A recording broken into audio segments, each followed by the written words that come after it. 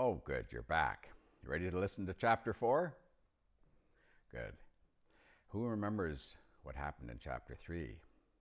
It was a little bit about Edmund towards the end. And what happened with Edmund? Who did he meet?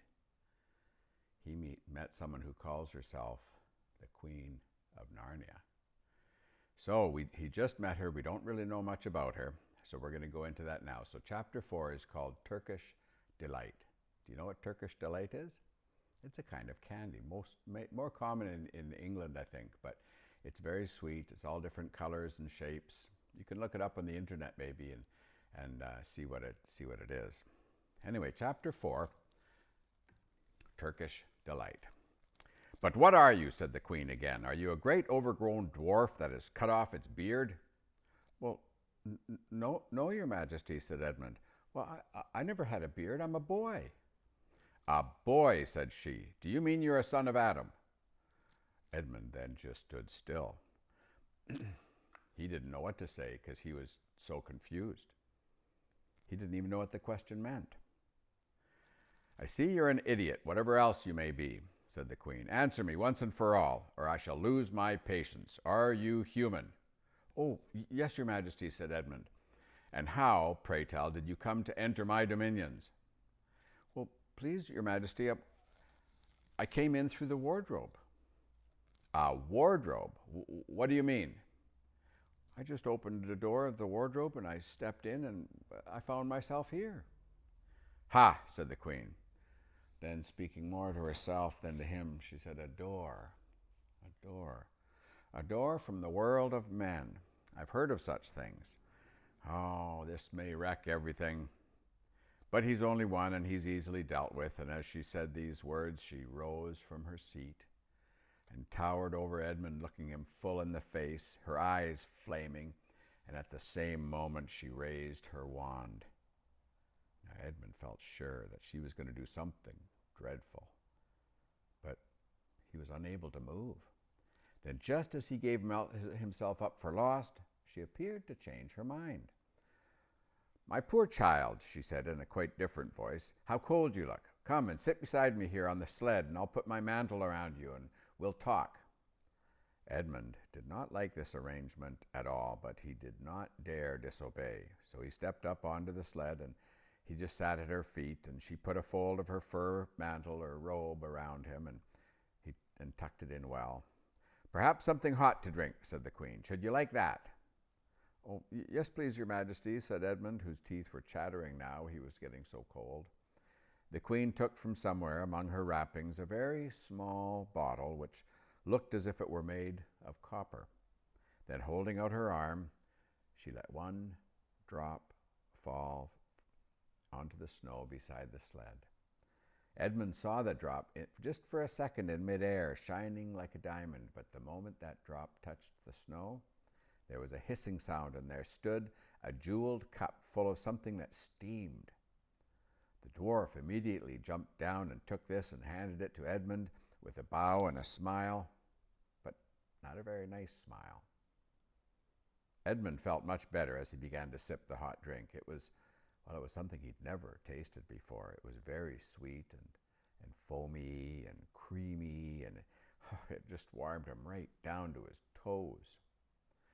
"It is dull, son of Adam, to drink without eating," said the queen presently.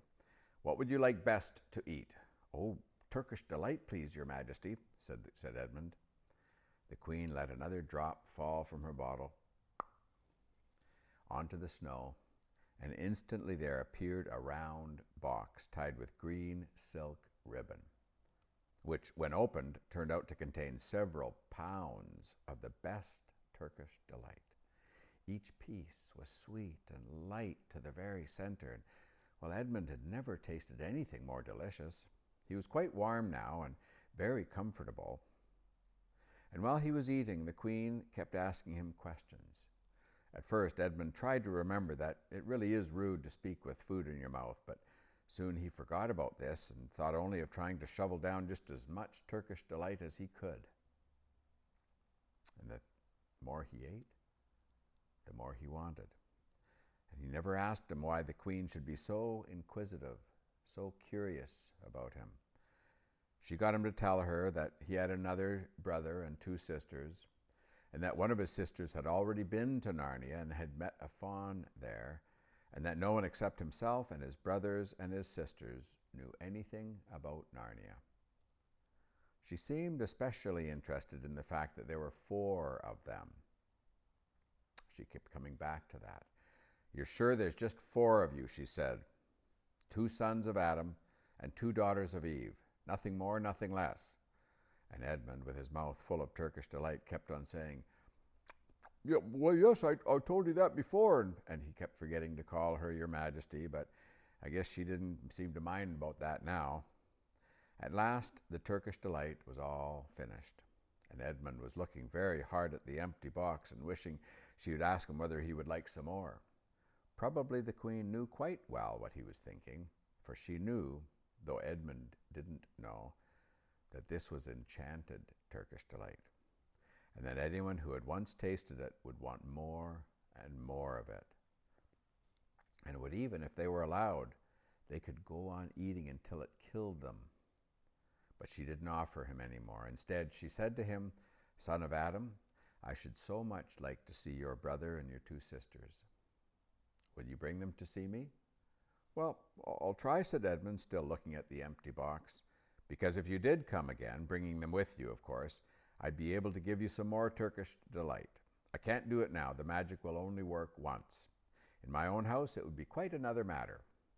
"Why can't we go to your house now?" said Edmund. When he had first gotten onto the sledge, he'd been afraid that she might drive away with him and to some unknown place from which he'd not be able to get back. But he'd forgotten about those fears. "It's a lovely place, my house," said the Queen. "I am sure you would like it. There are whole rooms full of Turkish delight. And what's more, I have no children of my own. I want a nice boy whom I could bring up as a prince and who would be the king of Narnia when I'm gone.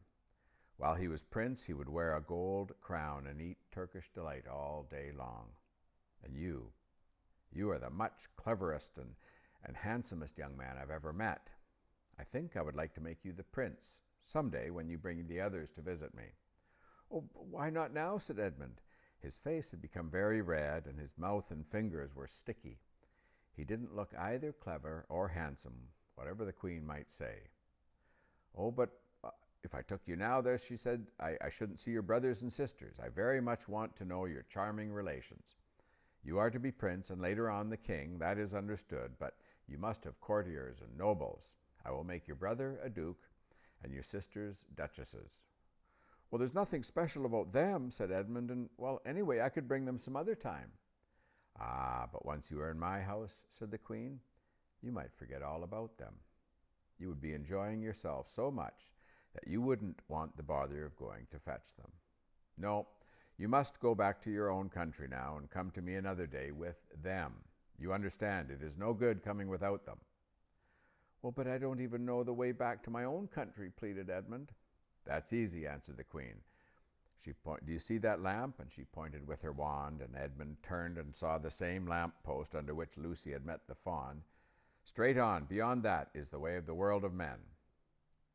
And now look the other way," and here she pointed in the opposite direction, "and tell me if you can see those 2 little hills rising above the trees." I think I can," said Edmund. "Well, my house is between those 2 hills, so next time you come, you have only to find the lamppost and then look for those 2 hills and walk through the woods till you reach my house. But remember, you must bring the others with you. I might have to be very angry with you if you came alone." "Oh, I'll do my best," said Edmund. "And by the way," said the Queen, you needn't tell them about me. Wouldn't it be fun to keep it a secret between us 2? Make it a surprise for them? Just bring them along to the 2 hills. A clever boy like you could easily think of some excuse for doing that. And when you come to my house, you could just say, 'Let's see who lives there,' or something like that. I'm sure that would be best. If your sister has met one of the fauns, she may have heard strange stories about me, nasty stories that might make her afraid to come to me. But fauns, they'll say anything." Please, please, said Edmund suddenly. Please, couldn't I just have one more piece of Turkish delight, just like to eat on the way home? No, said the Queen with a laugh. You must wait till next time. While she spoke, she signaled to the dwarf to drive on. But as the sled swept away out of sight, the Queen waved back to Edmund, calling, next time, don't forget. Come soon. Edmund was still staring after where the sled went when he heard someone calling his own name, and looking around, he saw Lucy coming towards him from another part of the woods. Oh, Edmund, she cried, so you've got in too. Isn't it wonderful? And now, all right, said Edmund, I see you were right, and it is a magic wardrobe after all. I'll say I'm sorry if you like, but where on earth have you been all this time? I've been looking for you everywhere. Well, if I'd known you'd got in, I'd have waited for you, said Lucy, who was just too happy and excited to notice how snappishly Edmund spoke or how flushed and strange his face was. I've been having lunch with dear Mr. Tumnus, the fawn, and he's very well, and the White Witch has done nothing to him for letting me go, so he thinks she can't have found out, and perhaps everything is going to be all right after all. The White Witch, said Edmund. Who is she? Well, she's a perfectly terrible person, said Lucy. She calls herself the Queen of Narnia, though she has no right to be queen at all, and the fauns and the dryads and the naiads and the dwarves and the animals, at least all the good ones, simply hate her. And she can turn people into stone and do all kinds of horrible things. And she has made a magic so that it is always winter in Narnia. Always winter, but it never gets to be Christmas.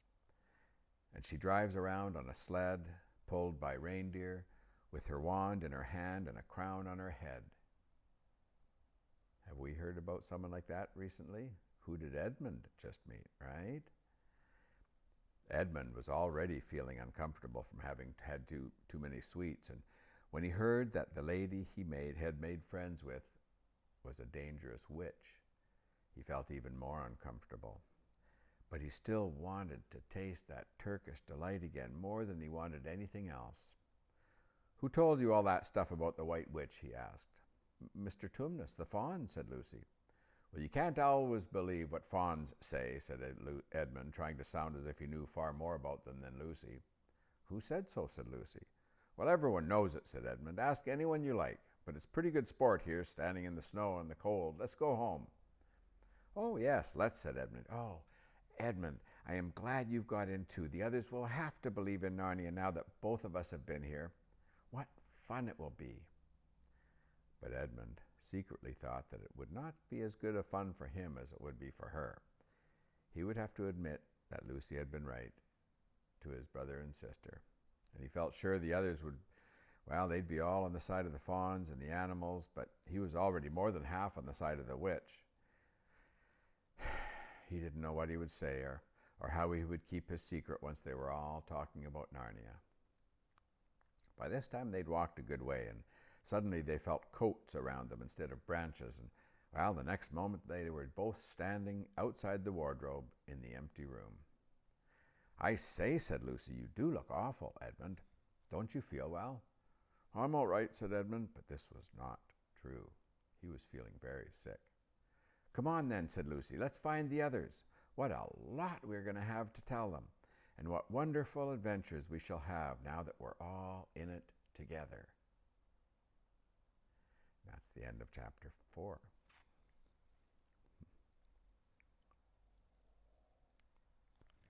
Make sure you come back tomorrow for chapter 5.